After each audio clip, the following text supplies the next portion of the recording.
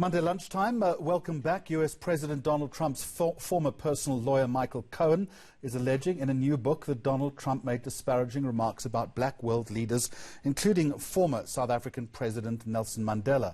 In a book entitled Disloyal, which is due to be published this week, Cohen alleges that Trump described Mandela as a poor leader. Cohen wrote that following Mandela's death in 2013, Trump said Mandela had effed the whole country up and he was no leader. It is both vile and disparaging. From the Nelson Mandela Foundation, Sello Hatang, good afternoon to you and welcome.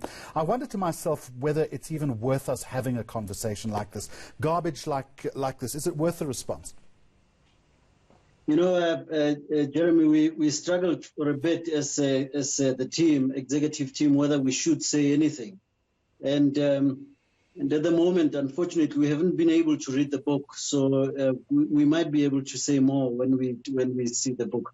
I think this, however, is consistent with the conduct of President Donald Trump, and us not saying anything also might reduce these things to being truth when we know it's fake news that he said this, and also the fact that it brings out the level of arrogance, if it's true what he said, what he's alleged to have said.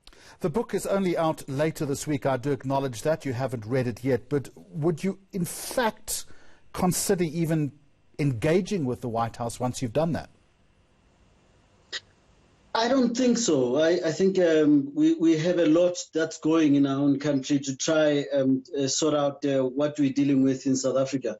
And hopefully the challenges that we have in our country will just get our energies focused around inequality, dealing with issues of inequality, corruption, and other issues, not to then be diverted from this important work. And also, of course, commemorating the life of Ahmad Dango, who left us yesterday.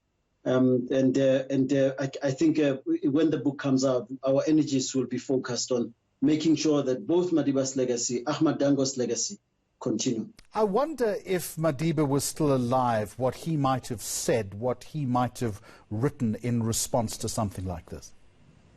You know, it's interesting that you say that. I generally don't like speaking for Madiba, but I think the quote that he gave many years ago might have been with someone like President Trump in mind. And if you don't mind, I actually have the quote right in front of me.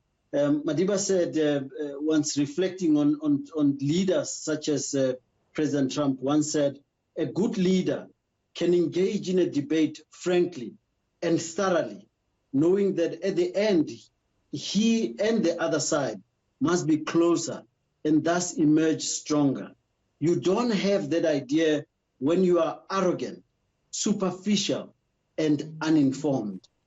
I think that's, again, classic Madiba, speaking from the grave, how such arrogance and superficial leadership is not actually what we need at the moment when the world is dealing with issues that need us to be more in solidarity with those who are oppressed, those who continue to feel repression, and those who have always felt that kind of repression.